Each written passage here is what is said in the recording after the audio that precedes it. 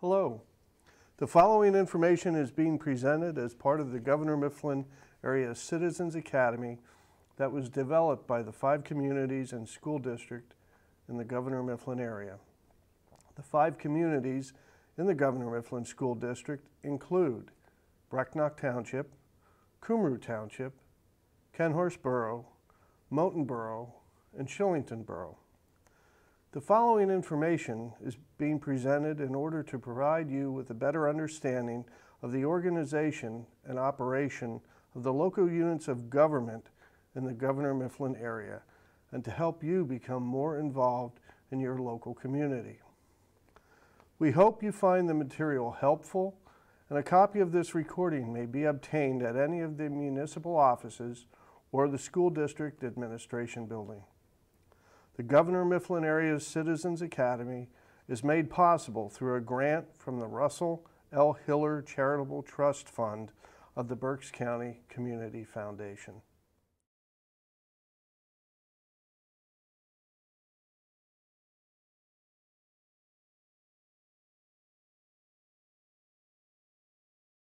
Hello, my name is Jeff Fiant.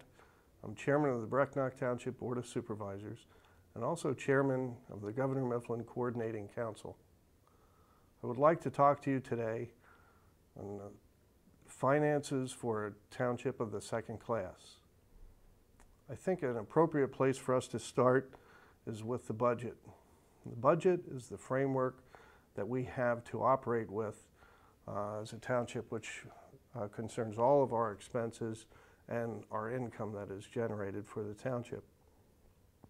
It is the job of the Board of Supervisors to prepare this budget.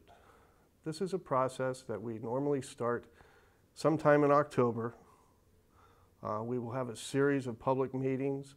The public is encouraged to attend these meetings and to participate, ask questions as we go along.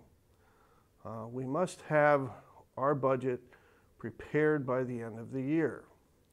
Now, what we will do is we will prepare our budget through this series of meetings, and then normally we will approve a preliminary budget, and at that time public notice is given through an advertisement in the newspaper that the budget is available for the public to view. The public is given 20 days that they can view the budget and comment on it. After the public comment period is over, the Board of Supervisors at that time will approve the budget for the coming year. The budget must be adopted by December 31st. Sometimes in instances where a new board will be taking over in January, there is need for the budget to be reopened. The budget may be reopened in January and it may be amended. Again, there is plenty of time for the public to comment and for them to view the amended budget before the final budget would be passed. The deadline for passing that budget would be sometime in February. But I think the whole process, we try and be as transparent as possible so you, the public, have the opportunity to comment on the budgeting process as it develops. I think that is very important. On the township level, we have, there's 2 sides to our budget. We have the general budget, and we also have what is known as the liquid fuels budget.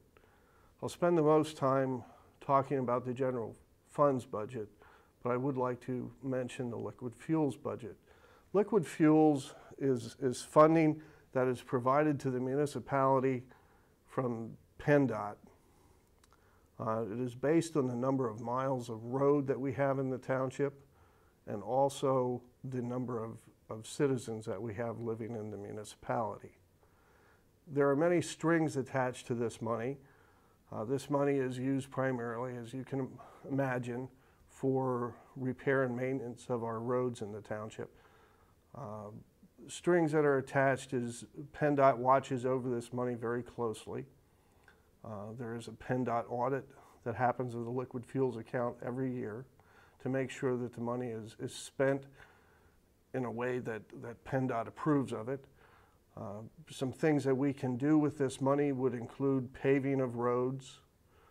We can use a portion of it for purchase of new equipment each year.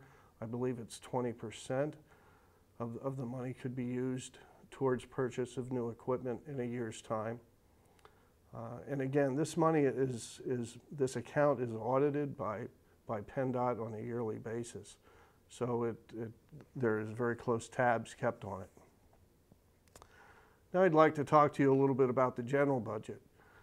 And we'll start with how the money is appropriated and how we get the money that we have to spend for the municipality. And this is where we have to bring up that ugly word of taxes. Without taxes, your local municipalities could not function. The job of the Board of Supervisors, as I see it, is to try and keep our taxes as low as possible and still provide the services that are required to keep a municipality going. Just to give you an idea of how we are allowed to tax. For example, for our general fund purposes, we are regulated in how many mills we can tax. The limit is 14 mills of taxes that we can use to fund the general fund. Now that can be increased by 5 mills if necessary. The Board of Supervisors would have to petition the Court of Common Pleas, and if it is approved, then that could be raised to a 19 mill limit. Now hopefully we would never have to even come close to that, because there are some other taxes that we are allowed to impose, which helps keep the millage for the general fund lower. Just some examples of this are, for example, we can do a light tax. Everybody likes street lights, and they like to have their streets and sidewalks and roads lit properly for safety issues. We are allowed to impose a 5 mil tax for lights. The fire company. I think this has come to light more so in recent years. The fire company needs more and more funding. Their equipment is getting more and more expensive. And you have noticed that a lot of municipalities have gone with a fire company, special fire tax. There is a limit of what we can impose there, and again, that is 5 mills. There's a fire hydrant tax that we're allowed to impose, which is 2 mills. There's an ambulance tax, and again, this is one that has come to light recently. I know a lot of the municipalities in our area have imposed an emergency service or ambulance tax. There is a limit right now of half a mil that we can impose to fund the ambulances. We can impose an annual tax which we can use to pay principal and interest on any loans that we might have. Public indebtedness, just to take care of that. There's also a special fund that we can use to purchase road equipment. We are limited there to 2 mills. Some examples that I can give you in Brecknock Township, what we are doing. In Brecknock Township, currently we have a limit of everything of 1.95 mils. Now that breaks down, we have a 3/8 of a mil fire tax. We have an ambulance tax of 2/10 of a mil. We have a road tax, and we also have, I believe that would be it. And I think that's all that we have it broken down for, but our total is 1.95 mils that we currently have as our tax base in Brecknock Township. Now to supplement that, we also in Brecknock Township have what is known as an amusement tax. This is a tax that was, the township was given the permission by the state to impose on recreation type businesses. We have Maple Grove Speedway racetrack in the township. we do have a 10% amusement tax that we collect also from Maple Grove. That kind of gives us an idea of where the money comes from. I guess the easy part is how to spend it. There are many ways that the money can be spent, more than what we have the income for, it seems. Oh, there's two other taxes that I did want to mention that are collected. One is the earned income tax. This is one of the main revenue sources that the township receives. This is a tax that everyone who is employed pays, your local earned income tax. What happens with that tax is that is split 50-50. 50% goes to the municipality and 50% goes to the school district. That is the largest tax that is imposed that we collect. Another tax that you've heard quite a bit about recently is the real estate transfer tax. In years past, this was a fairly good source of revenue for many municipalities and also the school district. What we have noticed in this recession and this economic downturn is that the number of homes being sold has dropped off dramatically, and this has cut a huge funding source, especially for the school district. It has impacted the local municipalities also, but not near to the extent that it has cut the school district. Another thing that we can do in township government is we do have the ability to borrow money for certain projects, but we are limited as far as how much money we can borrow. For example, we can borrow up to $125,000 with very little oversight, but anything over that, we have to get DCED involved, which is a Department of Community and Economic Development. And it's much more difficult to borrow sums of money, which is a good thing because it keeps us towing the line to keep our expenses to a minimum and not incur huge amounts of debt for the municipality. Since I've been on the Board of Supervisors, we have had to go to DCED one time to borrow money, and that was when we built our new municipal building. And I am proud to say that hopefully this year in 2012, that debt will be paid off and the township should be debt-free at that point in time. But there is a lot of oversight in municipal government to make sure that we are responsible with the dollars that we are entrusted with from taxes from you, the public. Some things I'd like to go over with you as far as some expenses that we have, just to give you an idea where the money goes.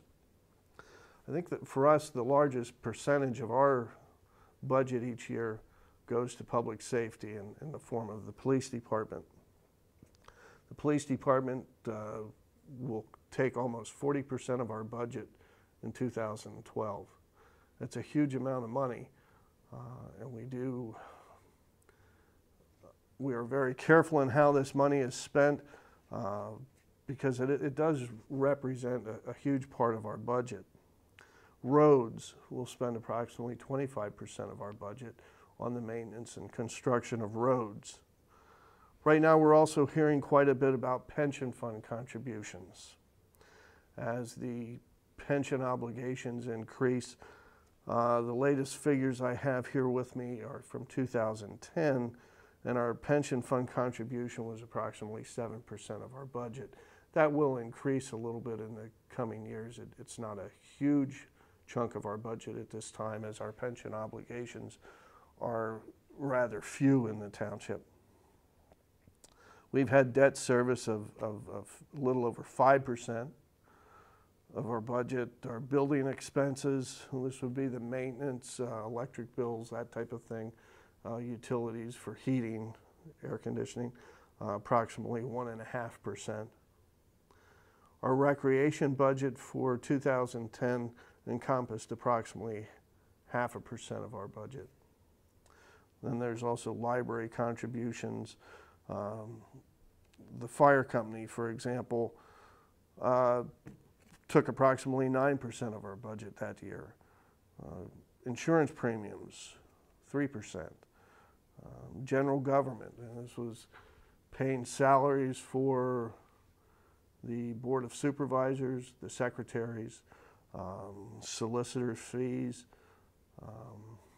a variety of things, a zoning officer, code enforcement, that type of thing, was approximately 8% of our budget. As you can imagine, there are many, many places where we can spend the money that we receive through your tax dollars. One thing I think is neat with local government is the fact that we are very responsive to the wants and needs of the community, and I think we spend the dollars that we receive as creatively as possible, and I think we give good value for the dollars that we receive. Unlike some of the other levels of government where the leaders are not as approachable, we live in the community, amongst everybody, and we are very approachable, and we view these dollars as our own dollars, and we try and be as responsible as we can, not only in collecting them, but also in spending them. Thank you, and have a great day.